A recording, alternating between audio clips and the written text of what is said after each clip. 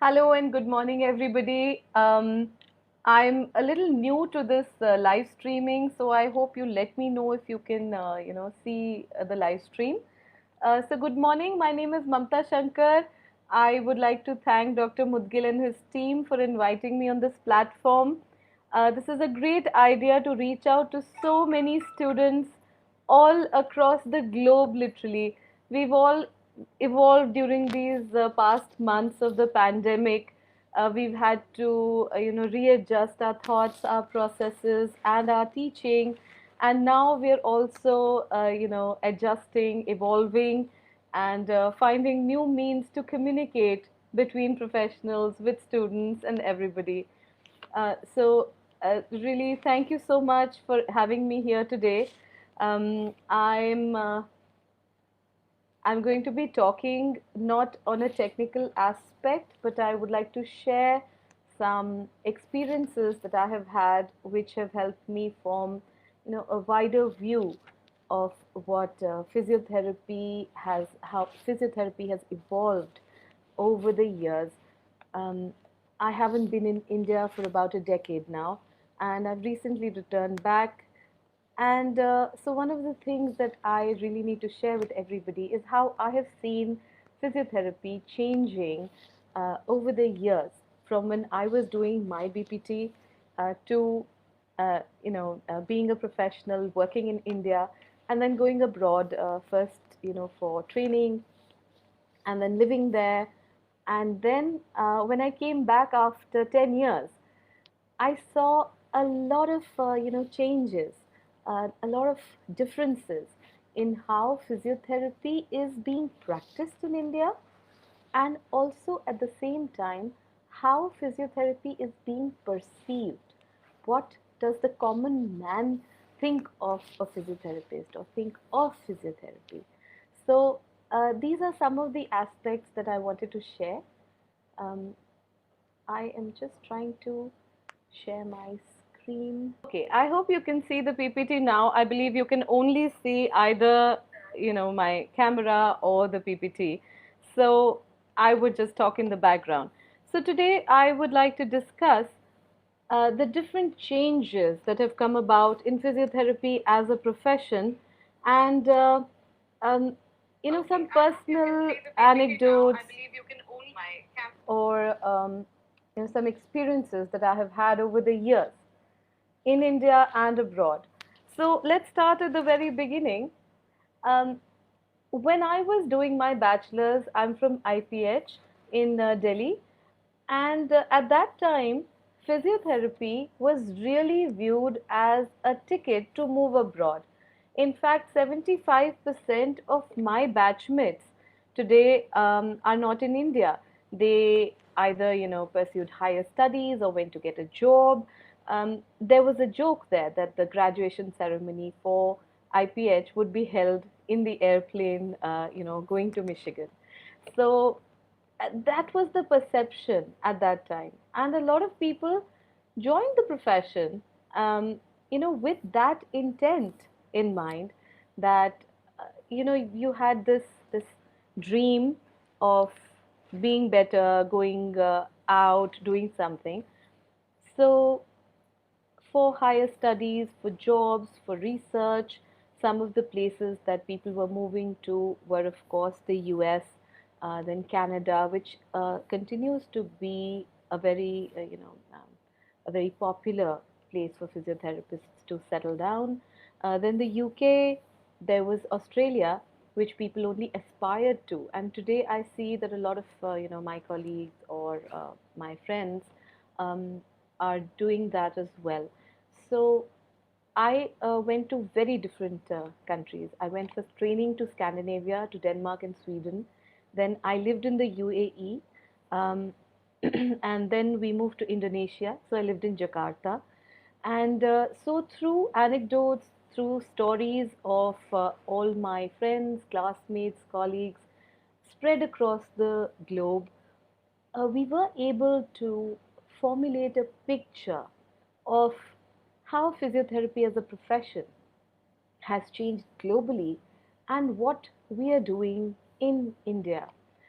Now, taking you back to around 20 years when I'm still doing my bachelor's, and so our course curriculum consists of infrared lamps and diathermies and traction, and it was a very, very exciting time because there was a lot of new stuff which was happening.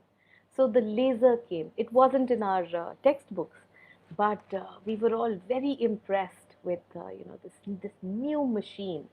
And then we were learning about IFTs, and that's when they started doing combo machines and stuff, which are so popular today. But so we were at the cusp of this change that was happening. On one aspect there was new electrotherapy, like these gadgets like laser, like IFT and all that. And then there was this introduction to manual therapy. Till then it was all electro and exercise, and manual therapy took us all by storm. Again, this was not in our curriculum. Nobody told us, there wasn't a class that said, today we will teach you Mulligan's techniques or something. No, we were attending workshops, hearing, from people who had learned, the new Mulligan wave had come, and this person is doing this person is doing that.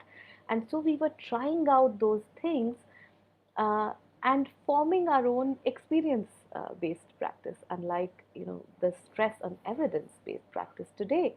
And there were so many specialized techniques that we were reading about, still not incorporated into the curriculum like it is nowadays. But oh my God, what is MET? Let's try and discover.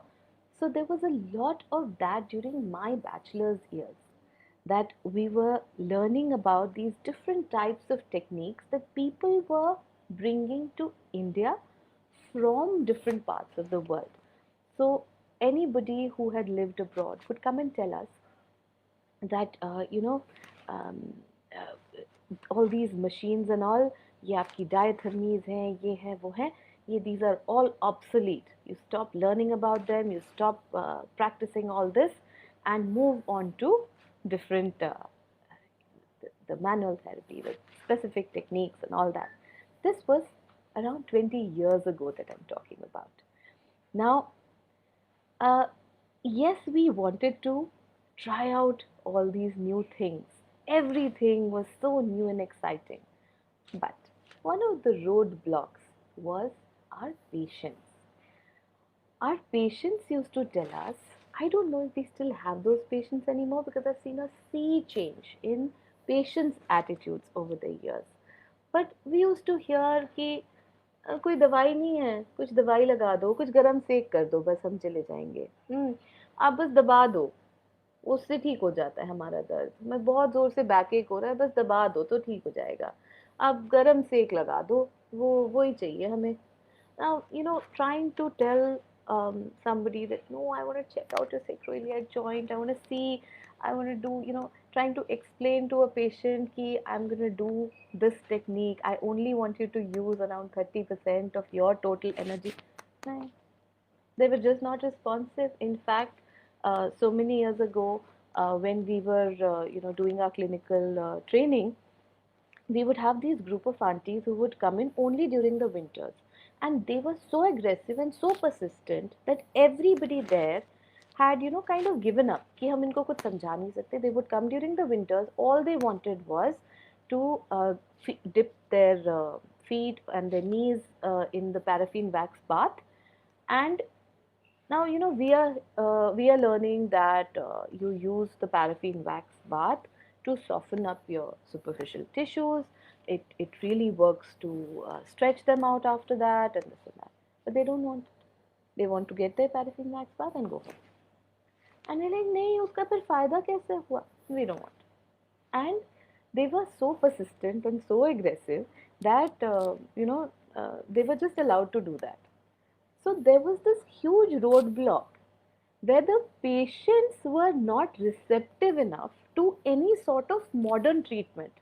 And people practicing at that time, will know what I'm talking about.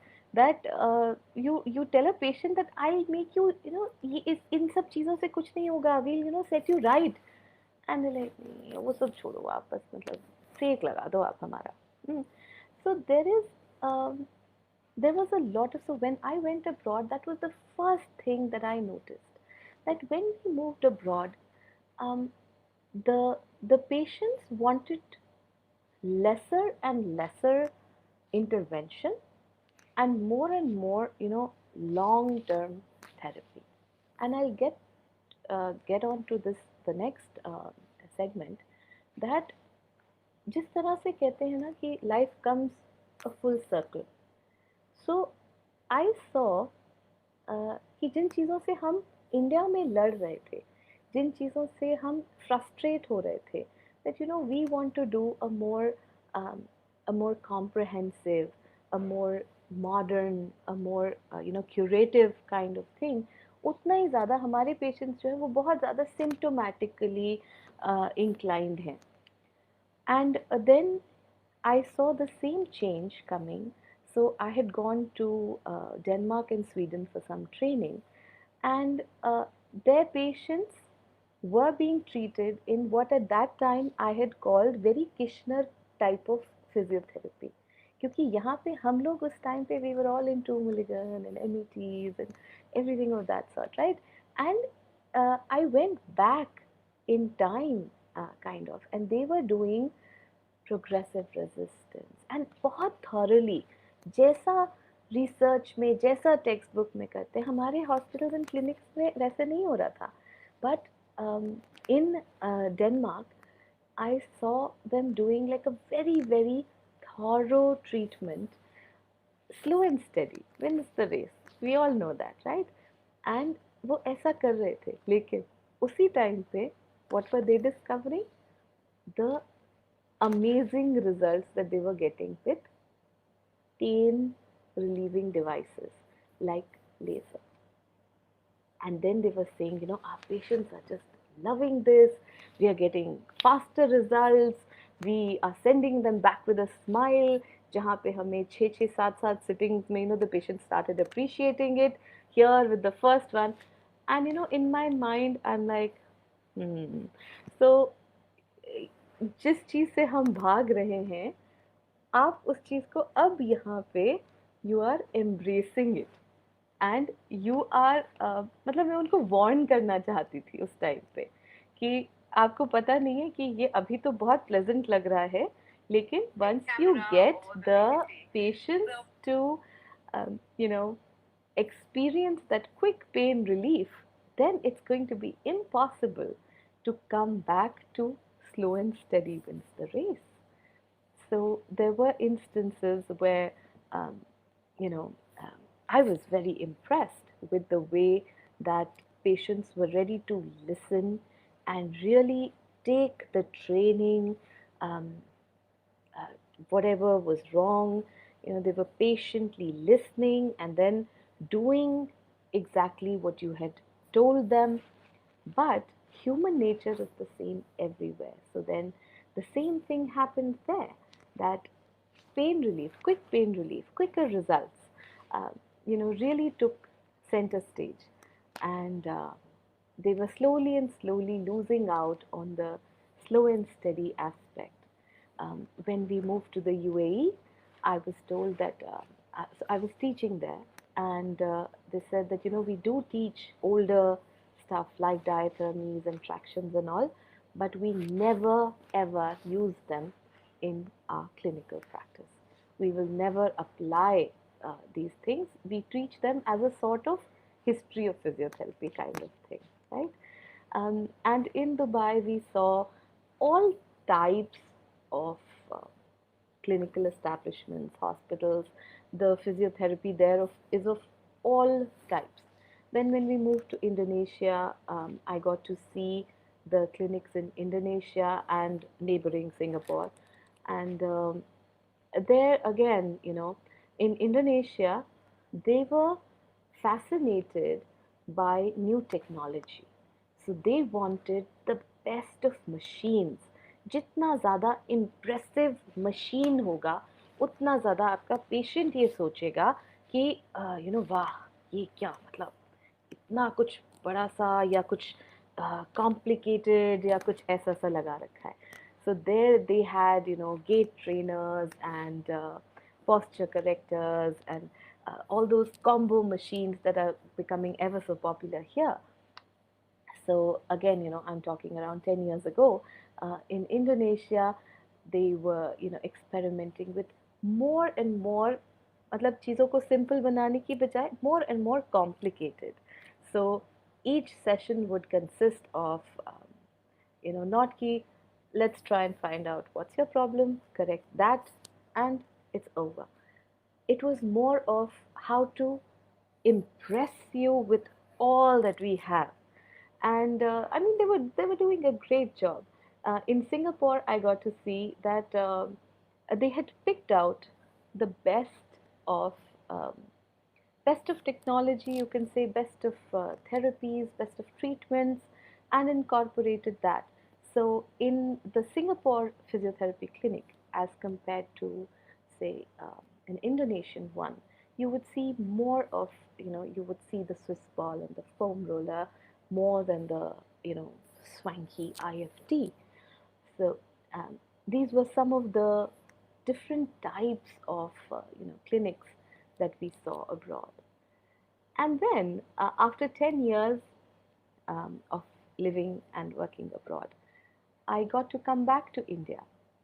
And when I came back, I saw that the physiotherapy scene in India has gone yet another, it's gone another circle, or it's moved एक और shift हो गया. Now, whenever I talk to anybody, practicing here, they were all agog about what you could recognize here is dry needling.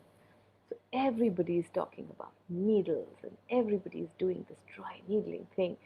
And then I asked around and I got very, very positive reviews. And I said, great, this looks like. Uh, I hope I'm back. Sorry for the interruptions we seem to be having. I've switched off the screen share so that I can see when somebody is making comments, or somebody was saying that my audio is not clear, but I wasn't able to see that. So apologies for that. If someone could let me know if I am visible, if you can see me, hear me, then please let me know. Um, just to recap what I was discussing, that having gone and lived abroad and compared the physiotherapy practices of different countries, different areas of the world, and you know, just seeing how physiotherapy was evolving, uh, almost I can say in front of my eyes, there were some insights that I wanted to share with the new generation, with the students who are just embarking on this journey. Because as we say, what happens in the past, it comes a full circle. So we went through a phase of completely rejecting some tried and tested methods of yesteryears, and then moving on to different kinds of techniques and therapies. So today, when I moved back to India after 10 years, I was saying that everybody was so excited about dry needling. So I went and did a certification course for that, and I realized that yes, it is actually really good, very impressive results, very sound research base, and so suddenly we just have a new evolution. And then I also did another one on IASTM, and again, very, very impressive, great results. So, again, these things will take time to appear in your textbooks, just like manual therapy was not there in our curriculum at that time. And we had to do a lot of, self studying, going out, learning from experts, people who had gathered knowledge from, other countries or other experts. And I've always loved this about physiotherapy as a profession, that when physiotherapists discover something that would benefit them, benefit their patients, benefit their profession, they are so eager to spread the word. So we have some very good, practitioners who have now the required experience to share with you. And I was very happy to note that even in Physio Harcon, we have different sessions on, these new techniques that have taken what we can call the physiotherapy world by storm. So in India today, there is a huge change again, जिसको हम कहते हैं मंथन हो रहा है फिर से. And people are discovering new things, people are finding out ways to go into the different types like preventive, curative, rehabilitative, and what we can do best in each stream. So my next segment deals with the future. When we study the past, it is so that we don't repeat the mistakes of the past, and we can also learn from it, make the correct decisions, and move better into the future. So what do I find is the future of physiotherapy of tomorrow? And going by what we have seen in the past, ये भी चीज़ पता है कि कई चीज़ें वापस आ जाती हैं. They go back, come back full circle, and they'll जिन चीज़ों को हम पीछे छोड़ आते हैं वो वापस से they come back as well. So whatever we learned in the past never leaves us. Whatever we are going to learn in the future will set the stage for our physiotherapy profession for tomorrow. So, all you youngsters, from my experience, there is a lot more we can do in the field of hydrotherapy. That is my number one observation for today. Um, I saw in different countries, in different areas, how much we were using aquatherapy, hydrotherapy as a mainstay of our prevention, curative process, rehabilitative process. और यहाँ पे इस चीज़ का बहुत scope नज़र आता है. अभी हम लोग कोविड टाइम्स में थोड़ा सा पुल बैक करे हुए हैं, but hopefully in the near future, when all those restrictions are gone, I want you guys to explore this option. We have not used hydrotherapy or aquatherapy enough. इसमें बहुत ज़्यादा scope है. We see such good results, we see such great patient compliance, we see an amazing long term effects, not just the short term ones. That this is one stream which I feel is underrepresented, and while the new techniques, technologies and all will definitely come out, ये एक ऐसी चीज़ है that you need to explore further. Then a lot has been said about ergonomics, corporate structures.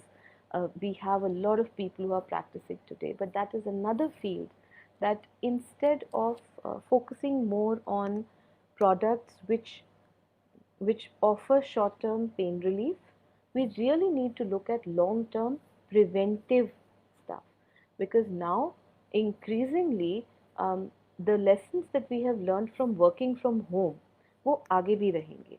वो a lot of things are going online. A lot of people will continue working from home for a larger part, और उससे क्या होगा? Repetitive stress injuries बढ़ेंगी, आपके neck troubles बढ़ेंगे. So मतलब हमारे पेशेंट्स आते रहेंगे. So, ये ऐसी चीज़ें हैं जिनमें हमें प्रिवेंटिव्स में बहुत ज़्यादा. So I do see products which I recently got, like a phone holder. My mother bought one for my dad, and it lets you keep your neck straight while you're watching videos for long. You have posture correction, braces and all. I think there is a lot of scope जिसमें हम इन चीज़ों को बढ़ा सकते हैं. We can make collaborations with industries to venture out more into such kind of products. Then I saw on one of the social media platforms that a physiotherapist was recommending diathermy, shortwave diathermy, for a patient with sciatica, and I fully intend to talk to my colleagues about it.